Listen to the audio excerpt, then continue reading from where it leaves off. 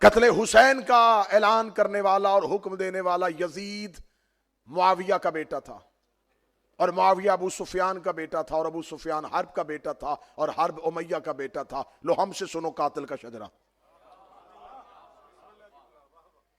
جسے اس نے کربلا میں سپہ سالار بنا کے بھیجا تھا، اس کا نام عمر ابن سعد تھا، اور وہ سعد بن ابی وقاص صحابی کا بیٹا تھا۔ ہمیں بتاؤ یہ حسین بن نمیر کون تھا؟ ہمیں بتاؤ شمر ذی الجوشن کا تعلق کس کے ساتھ تھا؟ ہمیں بتاؤ کہ اشس سردار اشس بن قیس کس کا خونی رشتہ دار تھا؟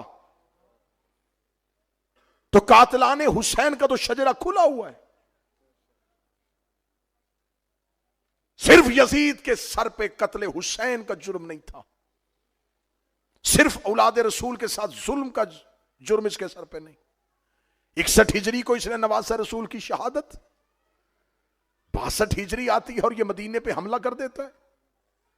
مدینے پہ حملہ کر کے 23,000 اصحاب پیغمبر یزید کی فوج کے ہاتھوں قتل ہوتے ہیں۔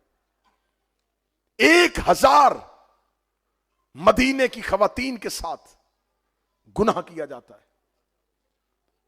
اسی اگلے سال 63 ہجری میں جتنی اہل سنت تاریخ ہے ساری کی ساری رقم کر رہی ہیں، 1,000 وہ بچہ مدینے میں پیدا ہوا جو یزید کی فوج کے گناہ کا نتیجہ تھا۔ مسجد نبوی میں گھوڑے باندھے گئے،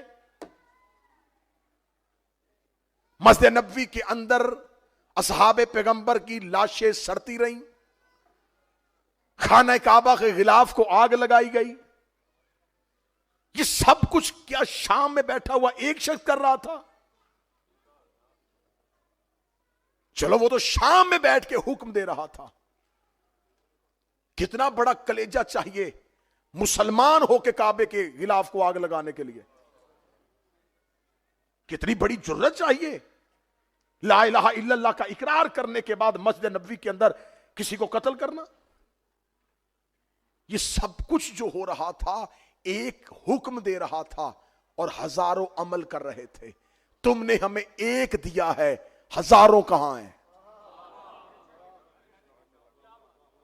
آج شب عاشور ہے، ہم حسین کے حصے میں ہیں، ہم نے پوری دنیا میں گالیاں تم سے سنی ہیں، ہم پس کے رہ گئے ہیں۔ تم نے ہر دور کی حکومت نے ہمیں دیوار سے لگانے کی کوشش کی ہے۔ ہم تم سے پوچھتے تم نے 1400 سال سے صرف ایک شخص سامنے کیا ہوا ہے، یزید یزید یزید، کان پک گئے ہمارے۔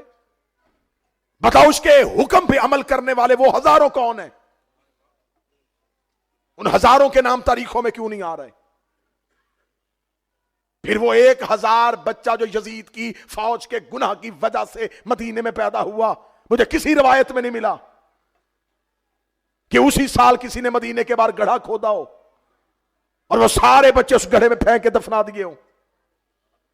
ہاں سب نے لکھا کہ ہاں ایسا ہوا تھا، 1,000 بچہ پیدا ہوا تھا۔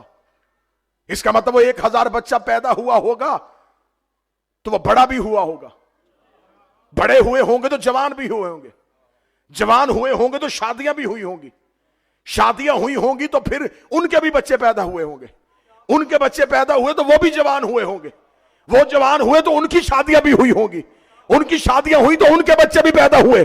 تو اس کا مطلب ہے کہ نسل 1,000 سے چلی تھی، لاکھوں میں پہنچ گئی ہوگی۔ تو اب اگر کوئی لاکھوں میں سے ایک یزید کو باپ کہہ دے تو ہمیں فکر ہی کوئی نہیں ہے۔ جو جب جہاں یزید کا دفاع کرے گا ہمیں فوراً پتا چل جائے گا کہ یہ خون کی کشش ہے۔ جو محبت آل محمد پہ غالب آ رہی ہے۔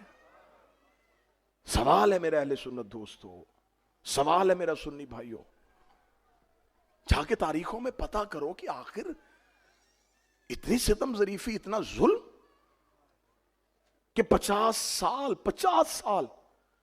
اور 50 سال کے بعد جس ممبر پہ رسول بیٹھتے تھے اس ممبر پہ کوئی شخص ہاتھ میں شراب کا جام لے کے بندر کو گود میں لے کے بیٹھا ہوا.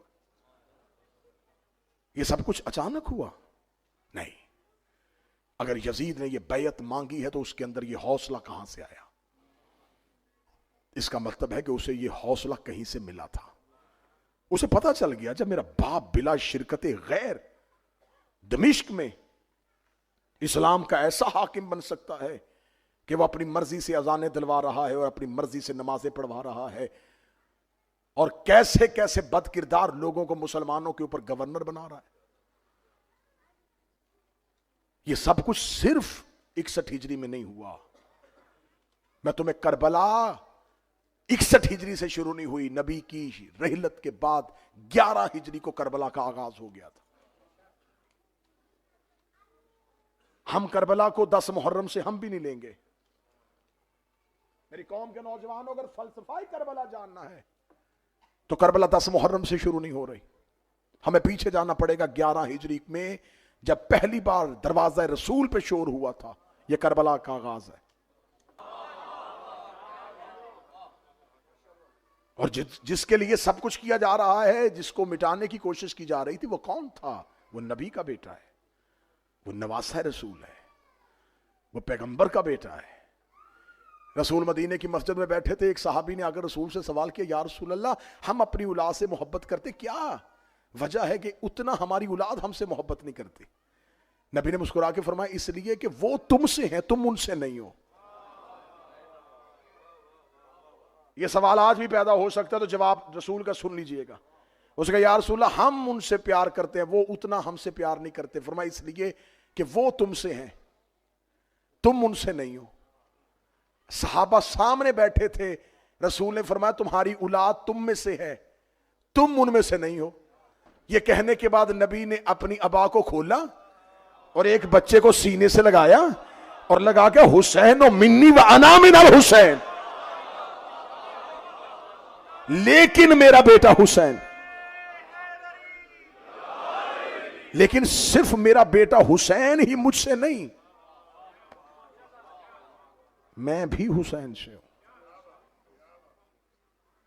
یہ وجہ نہیں ہے کہ رسول نے گود میں پالا تھا تو وہ حسین بنا. میں سطر کہنے لگا, جو قریب ہے میرا ساتھ دے دینا. یہ وجہ نہیں ہے کہ رسول نے گود میں پالا تھا تو وہ حسین بنا. وہ حسین تھا تو نبی نے گود میں پالا ہے.